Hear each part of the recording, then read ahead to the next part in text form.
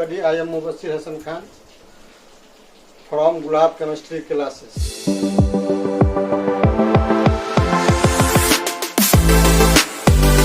आज हम लोग पढ़ेंगे rules for writing structure and finding sigma pi bond and electron as well as lone pair in organic as well as inorganic compound. इस topic से engineering medical में बराबर question आता है। ये टॉपिक हमको आगे केमिस्ट्री समझने के लिए भी बहुत ज़रूरी है, क्योंकि केमिस्ट्री में है कि उसका अगर हम स्ट्रक्चर खींच लेते हैं, पाई सिग्मा लोन पेयर देख लेते हैं, तो उससे क्या होता है कि हमारा ऑर्गेनिक रिएक्शन मैकेनिज्म में या फिर इनऑर्गेनिक रिएक्शन में ये सब या स्ट्रक्चर खींच के पाई सिग्मा काउंट करने में आसानी होती है। इसीलिए हम लोग पहले इस टॉपिक को पढ़ लेते हैं, उसके बाद आगे बढ़ेंगे। तो पहला इसमें पॉइंट है हमारा valence electron. Valence electron, valence electron कहते हैं number of electrons present in outer most subshell. Subshell बोलते हैं SPDF GETC को। आउटर मोस्ट सबसेल से मतलब है कि जब हम इलेक्ट्रॉनिक कॉन्फ़िगरेशन खींचते हैं तो जिसके n का मान मीन्स प्रिंसिपल क्वांटम नंबर का मान सबसे ज़्यादा होता है, उसी को हम लोग बोलते हैं मैक्सिमम वैल्यू ऑफ n। और उसी सबसेल में जो इलेक्ट्रॉन होता है उसी को हम लोग बोलते हैं वैलेंस इलेक्ट्रॉन। या इसको हम दूसरे तौर पे ये भी बोल सकते हैं कि ओल्ड ग्रुप जैसे 3A 4A रोमन में जो लिखा रहता है 5A 6A 7A, उसको भी हम लोग वैलेंस इलेक्ट्रॉन बोलते हैं। तो वैलेंस इलेक्ट्रॉन का पहले हम लोग डिफिनेशन देख लेते हैं, उसके बाद एग्जाम्पल देख लेंगे। The number of electrons present in outermost subcell, outermost subcell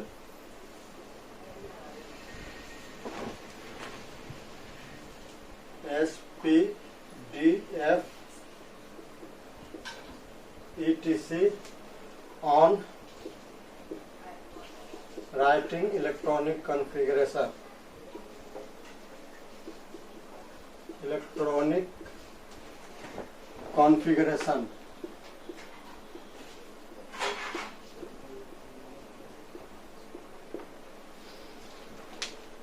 जैसे हम एग्जांपल देखते हैं, नाइट्रोजन, इसका एटॉमिक नंबर है 7, इसका कॉन्फ़िगरेशन होता है 1s2 2s2 2p3। तो इसका सबसे पहला है S, दूसरा है S, तीसरा है दूसरा है P। तो यहाँ पे दो सबसेल है आउटर मोस्ट सबसेल। ये दोनों क्या है हमारा आउटर मोस्ट, क्योंकि यहाँ पे इसका वैल्यू क्या है, n का मान यहाँ पे ज्यादा है, n का मान 2 है, मैक्सिमम है। तो ये हमारा 2s2 2p6 का जो इलेक्ट्रॉन होगा यही हमारा क्या होगा, वैलेंस इलेक्ट्रॉन होगा, क्योंकि यहाँ पे n का मान 2 और 2 इस 1 से ज्यादा है। तो यहाँ पे हमारा वैलेंस इलेक्ट्रॉन हो जाएगा, वैलेंस इलेक्ट्रॉन ऑफ नाइट्रोजन बराबर हो जाएगा 2 from 2s plus 3 from 2p3।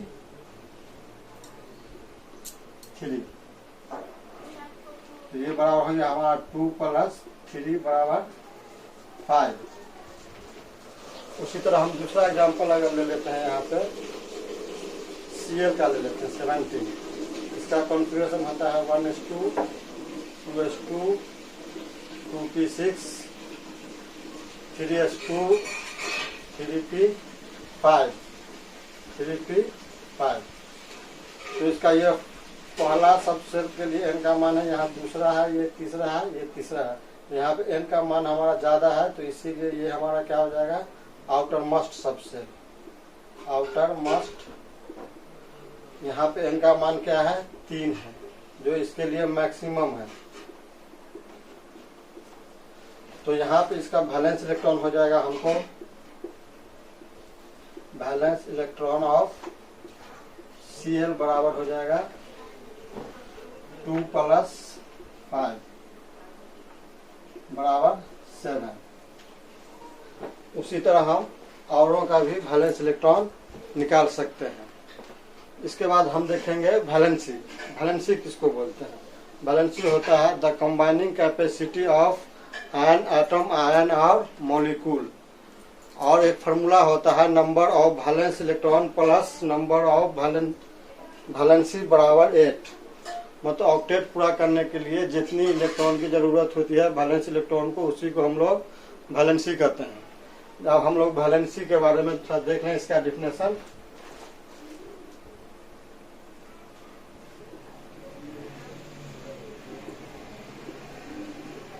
The combining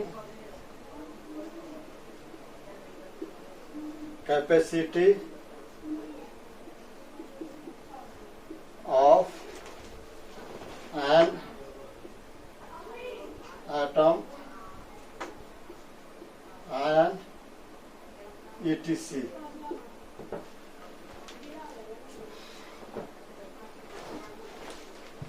उसका एक फार्मूला होता है वैलेंस इलेक्ट्रॉन प्लस वैलेंसी बराबर 8। जैसे एग्जांपल के तौर पे अगर हम यहाँ पे ले लेते हैं, एग्जांपल में हम ले लेते हैं जैसे यहाँ पे वैलेंस C ऑफ नाइट्रोजन।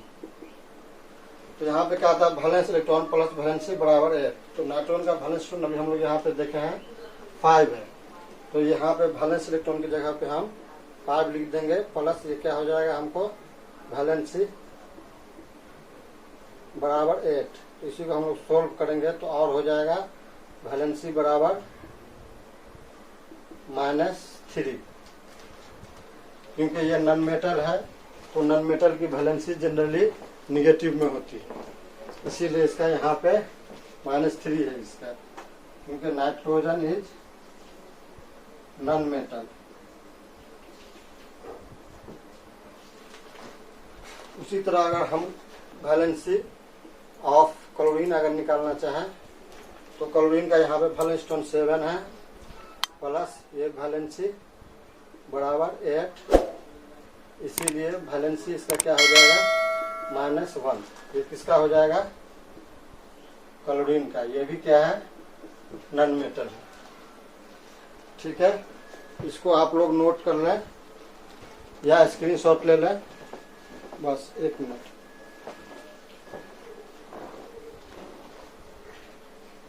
देखेंगे बॉन्ड और लोन पेयर, किसी कंपाउंड में कितना बॉन्ड और कितना लोन पेयर होता है और कैसे हम लोग फाइंड करेंगे। इससे हमको sigma pi bond electron lone pair निकालने में हेल्प होगा, जो हमको कंपटीशन में पूछा जाता है बराबर, IIT हो, मेडिकल हो, ये हो, या जो भी जनरल कंपटीशन हो उसमें। जैसे अब हम लोग देखेंगे lone pair.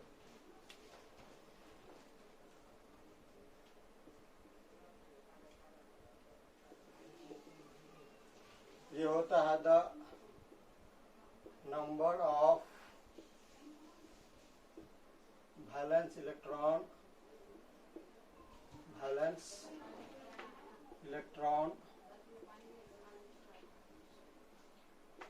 which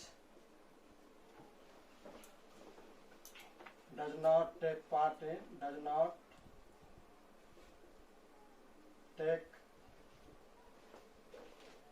in bond formation.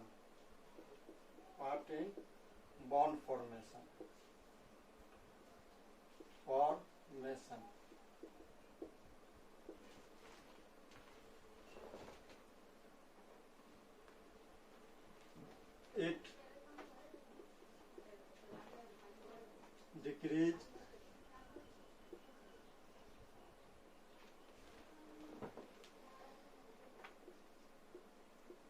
bond angle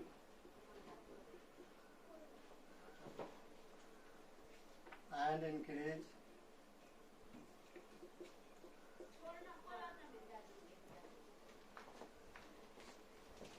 basic nature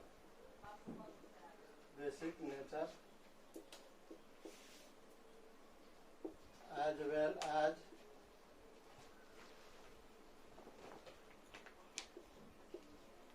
reaction with electrophile.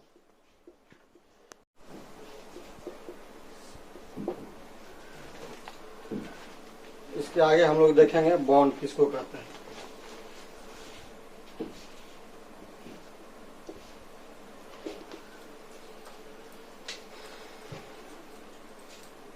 ये होता है द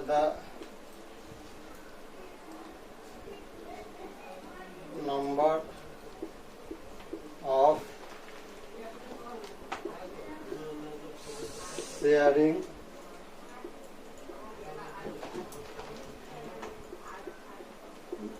के कारण हमको बनता है covalent bond. Number of sharing comma transfer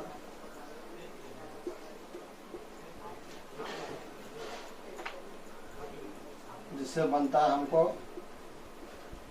ionic bond and donation of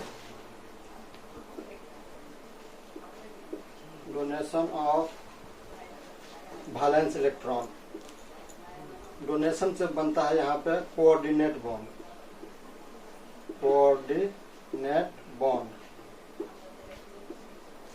transfer और डोनेशन ऑफ वैलेंस इलेक्ट्रॉन।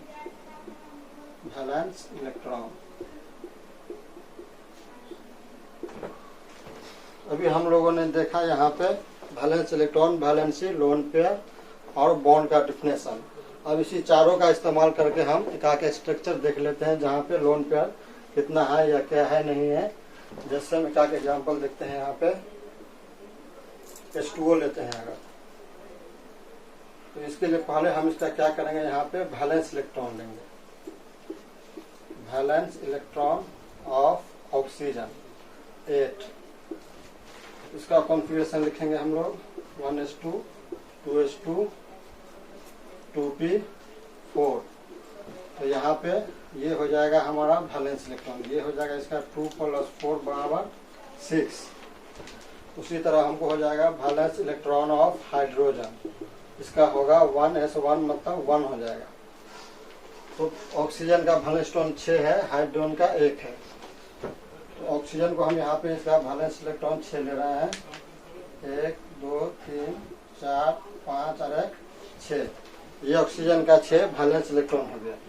अब हाइड्रोजन हमारे पास 2 है, तो 2 हाइड्रोजन लेंगे हम यहाँ पे लिया हाइड्रोजन। तो ये हाइड्रोजन का इलेक्ट्रॉन वैलेंस इलेक्ट्रॉन इसके साथ, और ये इसके साथ शेयरिंग करेगा और ये इसके साथ शेयरिंग करेगा। तो इसी दोनों को हम लोग क्या बोलते हैं, शेयरिंग या बॉन्डिंग इलेक्ट्रॉन। शेयरिंग या बॉन्डिंग इलेक्ट्रॉन। और यहाँ पे ये 2 बच गया जो बॉन्ड नहीं बनाया, ये 2 यहाँ पे बच गया जो बॉन्ड नहीं बनाया, इसी को हम लोग बोलते हैं लोन पेयर।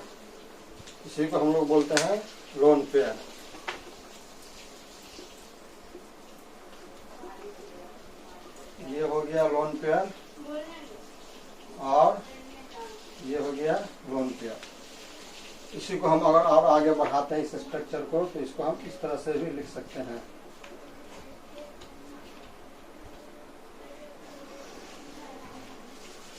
तो इस कंपाउंड में हमको 2 लोन पेयर हुआ और 2 बॉन्ड हुआ। तो यहाँ पे क्या है, लोन पेयर 2 है और बॉन्ड भी 2 है। अब हम लोग आगे देख लेते हैं थोड़ा सा किस बॉन्ड में कितना सिग्मा होता है, कितना पाई होता है या नहीं होता है। तो हम लोग जानते हैं कि हर एक बॉन्ड में, चाहे वो सिंगल बॉन्ड हो, डबल बॉन्ड हो, ट्रिपल बॉन्ड हो या कोऑर्डिनेट बॉन्ड हो, सब में 1 सिग्मा होता है। लेकिन पाई बॉन्ड क्या होता है, सिंगल बॉन्ड में, कोऑर्डिनेट बॉन्ड में एब्सेंट होता है, लेकिन डबल बॉन्ड में 1 पाई होता है और ट्रिपल बॉन्ड में 2 पाई बॉन्ड होता है। और हम जानते हैं कि एक बॉन्ड बनाने के लिए 2 इलेक्ट्रॉन की जरूरत होती है। अगर मान लीजिए 1 सिग्मा बॉन्ड है, इसका मतलब वहाँ पे 2 सिग्मा इलेक्ट्रॉन है। अगर 1 पाई बॉन्ड है तो वहाँ पे इसका मतलब है 2 पाई इलेक्ट्रॉन है, क्योंकि हर एक बॉन्ड 2 इलेक्ट्रॉन से बनता है। जैसे यहाँ पे ये 2 इलेक्ट्रॉन शेयरिंग करके एक बॉन्ड बनाया, तो ये सिंगल बॉन्ड है, तो ये सिग्मा बॉन्ड बनाया।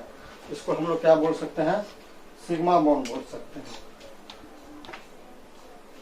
तो यहाँ पे जो बॉन्ड है इसको हम लोग क्या बोल सकते हैं? 2 सिग्मा बॉन्ड भी बोल सकते हैं, या इसी को 4 सिग्मा इलेक्ट्रॉन भी बोल सकते हैं। क्योंकि कंपटीशन में बॉन्ड दे करके भी पूछता है और इलेक्ट्रॉन दे के भी पूछता है, या फिर लोन पेयर भी पूछता है। इसको हमको क्लियर करना होगा। अब हम लोग देख लेते हैं किसमें कितना सिग्मा है, कितना पाई है या नहीं है।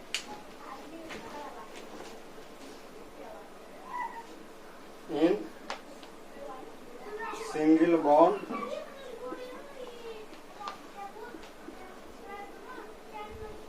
And single bond comma coordinate bond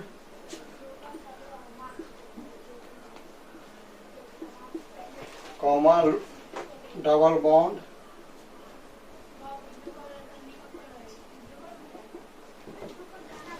and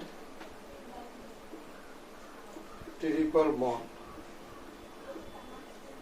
only 1 sigma bond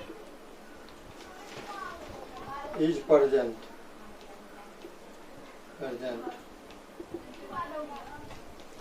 फिर वहीं पे होता है कि in single bond and coordinate bond pi bond is absent, but in double bond 1 pi bond या 2 pi electron and in triple bond 2 pi bond या 4 pi electron are present।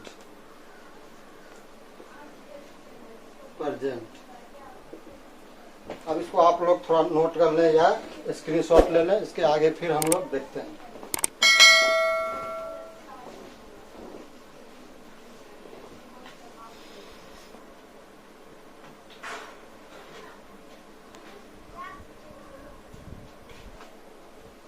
हम लोग जानते हैं कि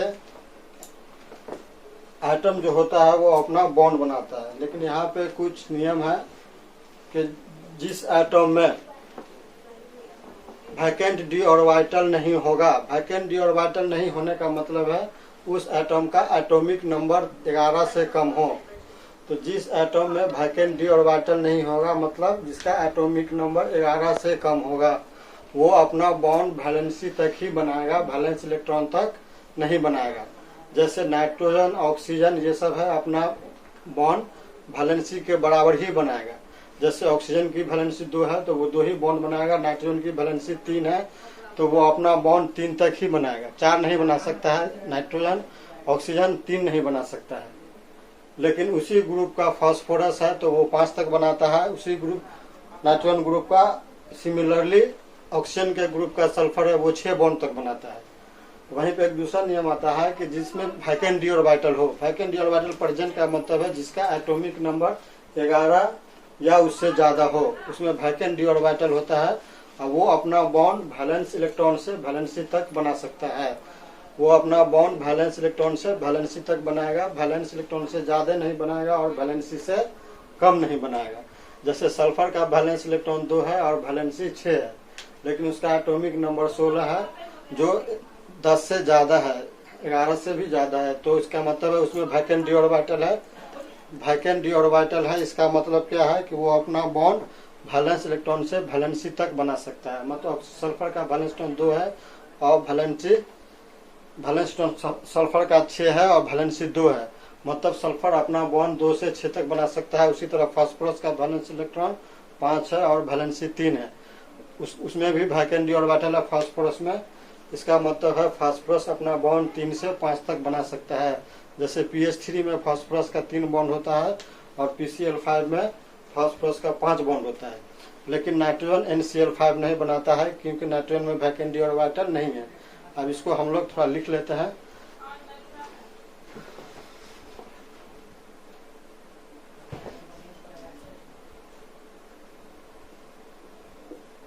When vacant d orbital absent, इसके लिए है यहाँ पे एटॉमिक नंबर लेस देन 11। जैसे एग्जाम्पल यहाँ पे आ जाएगा carbon, nitrogen, oxygen, fluorine etc। Then make bond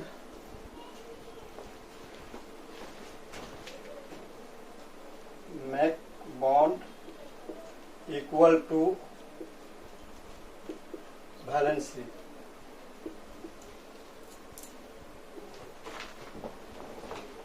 जैसे एग्जाम्पल में कार्बन अपना बॉन्ड बनाएगा 4, नाइट्रोजन बनाएगा 3, फ्लोरीन बनाएगा 1, हाइड्रोजन बनाएगा 1, not equal to valence electron. ये वैलेंस इलेक्ट्रॉन तक नहीं बनाएगा। वहीं पे दूसरा पॉइंट है when vacant d orbital present.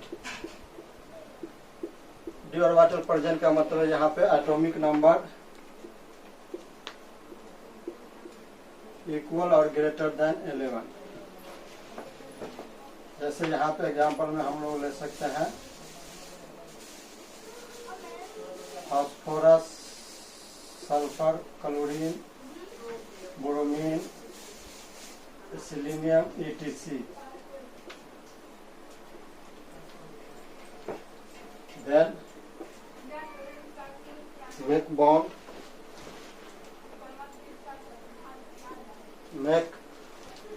bond, from valence electron to valency। जैसे एग्जांपल में अगर हम ले लेते हैं सल्फर 16, तो इसका वैलेंस इलेक्ट्रॉन है इलेक्ट्रॉन 6 है and valency 2। hence sulfur make bond from 2 to 6, not greater than 6 and less than 2। Similarly,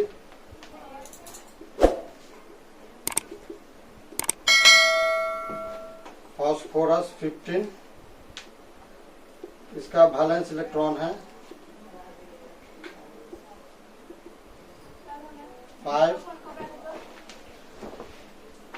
and valency है इसकी 3। Hence phosphorus